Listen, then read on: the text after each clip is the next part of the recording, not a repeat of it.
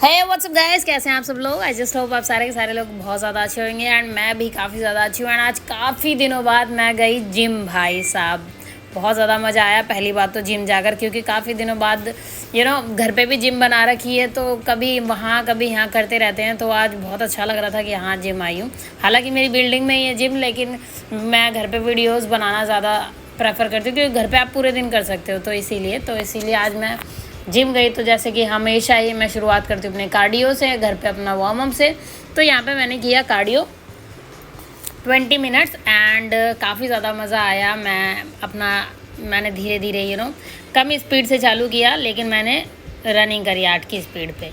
Then उसके बाद मेरा फेवरेट जो मैं हमेशा किया करती थी, मुझे इसकी बड़ी याद आ रही थी, मैंने कहा यार आज करती हूँ, इतने दिन हो गए। तो उसके बाद मैंने किया पुल अप और ये करने में मुझे काफ़ी ज़्यादा मज़ा आया क्योंकि घर पे मैंने पुल अप का ऐसा कुछ लगा नहीं रखा। तो इसीलिए कुछ एक्सरसाइज मैं घर पे कर लेती हूँ, कुछ जिम में जाके कर लेती हूँ। तो मज़ा आया जिम जाकर एंड जाते रहेंगे जिम विम भी अब। सो या तो क्या कहते हैं, सबसे पहले मैंने पुल अप्स लगाए और जो भी जिम का वर्कआउट होता है वो सारा का सारा आज किया मैंने। स्पेशली आज मैंने अपना किया था बैक का वर्कआउट। तो बैक की जो जो एक्सरसाइजेज होती हैं वो सारी कवर की थी। तो जितना हो सका उतना मैंने किया आज कवर एंड या अभी मैं लगाऊंगी अपना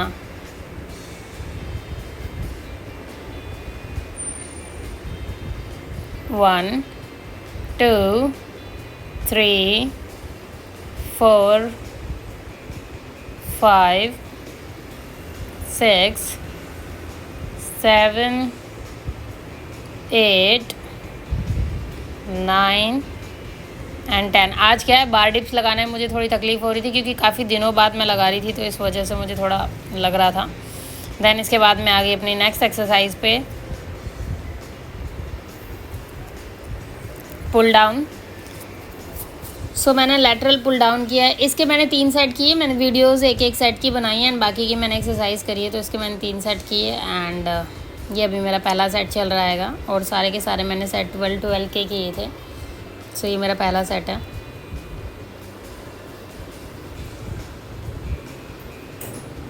एंड सारी एक्सरसाइज जो भी मैं कर रही थी थोड़ी सी, तो काफ़ी दिनों बाद आप कुछ भी वर्कआउट करते हो तो उसमें थोड़ा बहुत तो लगता ही है, तो इसीलिए, लेकिन मज़ा आया।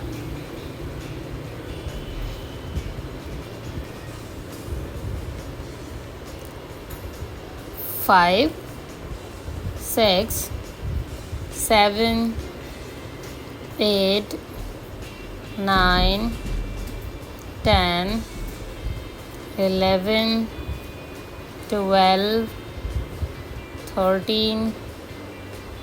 देन इसके बाद दूसरा सेट लगाने लगी थी मैं 2 3 4 5 6 7 8 9।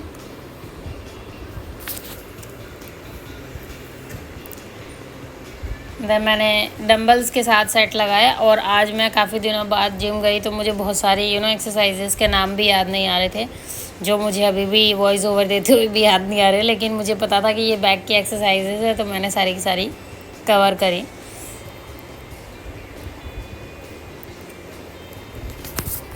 सो इसके भी मैंने 10 या 12 के सेट लगाए थे 3।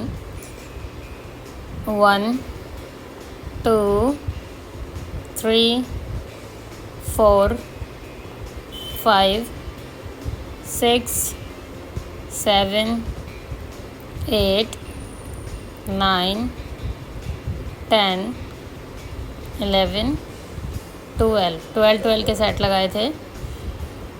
एंड देन इसके 3 सेट पूरे कंप्लीट करने के बाद मैंने अपनी बैक की, ये बेसिकली बिगिनर्स के लिए होती है, लेकिन मैं आज बिगिनर ही थी तो इसलिए मैंने बैक की एक्सरसाइज लगाई।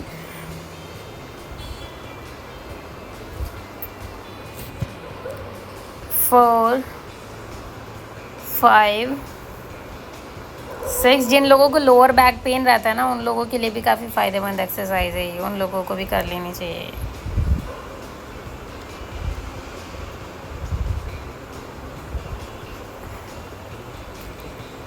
देन इसके बाद मैंने डंबल से डेडलिफ्ट करते हैं ना, ये डेडलिफ्ट ही है बट विद डंबल्स है। सो मैंने डंबल्स के साथ किया था डेडलिफ्ट।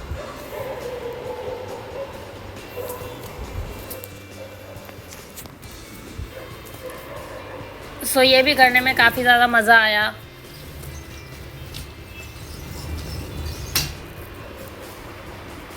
वैसे मैं ये घर पे भी कर लेती हूँ एंड बेस्ट पार्ट ये होता है घर पे जिम होने का कि आप घर पे एंड बाहर जिम में दोनों जगह पे आप पूरे दिन वर्कआउट कर सकते हैं। ये मेरा दूसरा सेट है, इसकी वीडियोस ले ली, लेकिन मैंने बेसिकली आज सिर्फ एक सेट की वीडियो ली थी, लेकिन मैंने किए 3 सेट थे और इसके भी मैंने 12 के सेट किए थे।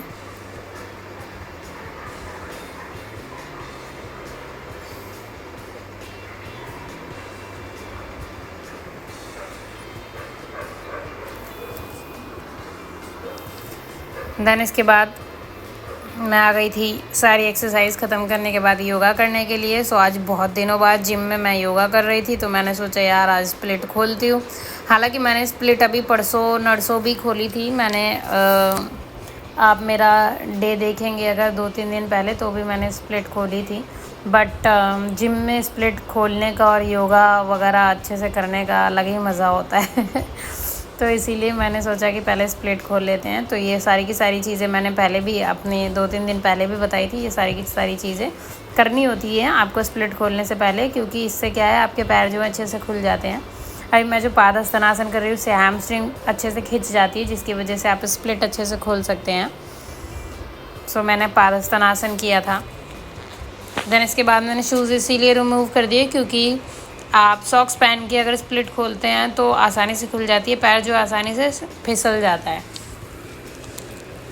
अभी वो जो मैंने 2-3 दिन पहले किया था घर पे, उसमें पैर नहीं फिसल पा रहा था क्योंकि मैट पे कर रही थी मैं, लेकिन वो भी मैंने अच्छे से कर लिया था। लेकिन अगर आप बिल्कुल नए हैं, बिगनर हैं, तो सॉक्स पहन के करेंगे तो बहुत आसानी से स्प्लिट खुल जाएगी, जैसे अभी मेरी खुल गई है। सो मैंने स्प्लिट खोली, बहुत ज़्यादा मज़ा आया काफ़ी दिनों बाद।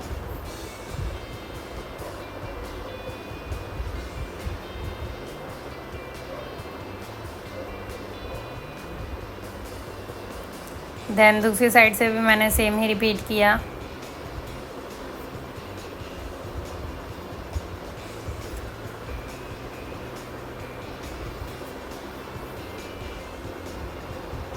दूसरे पैर से आप लोगों को पता ही है मेरे पैर में दिक्कत है, तो स्प्लिट खोलने में थोड़ी सी परेशानी होती है, काफ़ी ज़्यादा दर्द होता है, बट मैं झेल लेती हूँ।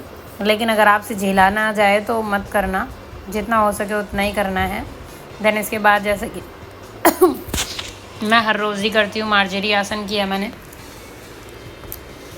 मार्जरी आसन क्या है, आपके बैक एंड फ्रंट दोनों को अच्छे से स्ट्रेच कर देता है, तो इसीलिए मार्जरी आसन किया। देन इसके बाद बिना मैट के ही मैं नीचे फर्श पे लेट गई और मैंने किया भुजंगासन। भुजंगासन जो है आपके बैक को स्ट्रॉन्ग बनाता है एंड लचीला बनाता है। देन जो मैं हर रोज़ करती हूँ सारी एक्सरसाइज, सारे के सारे योगा मैंने किया, जो भी एवरीडे करती हूँ मैं। एंड ये सारा योगा आप मेरी हर रोज़ के वीडियोस में देख लेंगे, एवरीडे की वीडियोस में देख लेंगे। देन इसके बाद मैंने कपोत आसन किया, उसके बाद निडल पोज किया। निडल पोज करने से आपके हाथ की स्ट्रेचिंग हो जाती है। देन मैंने पैर की भी स्ट्रेचिंग कर ली अपनी अच्छे से।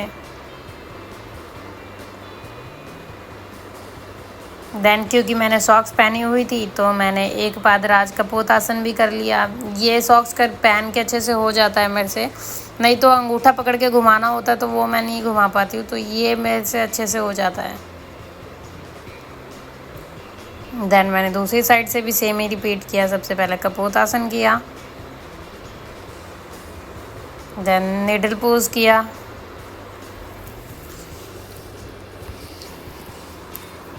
देन दूसरी साइड से भी एक पादराज कपोत आसन किया।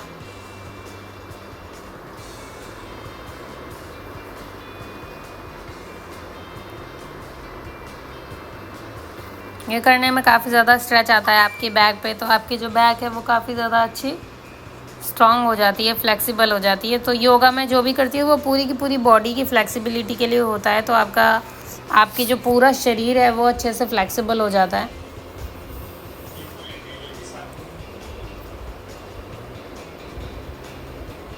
देन इसके बाद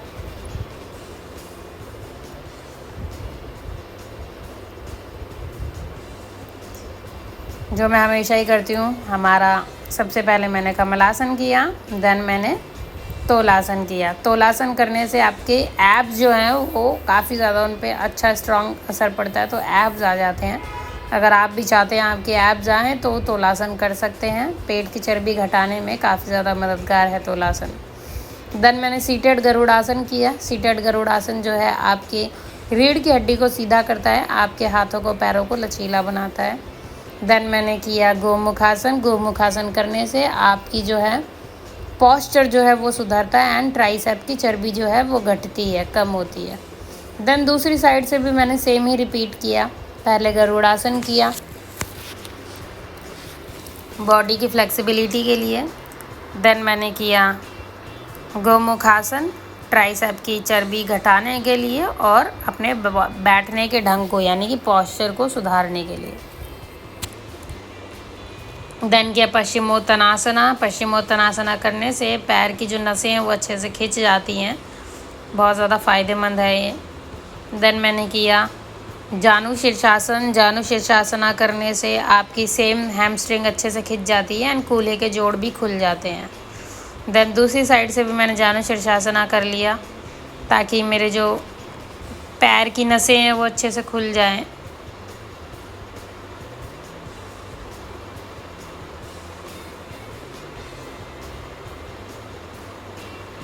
देन इसके बाद मैंने किया मारीच्यासन 1।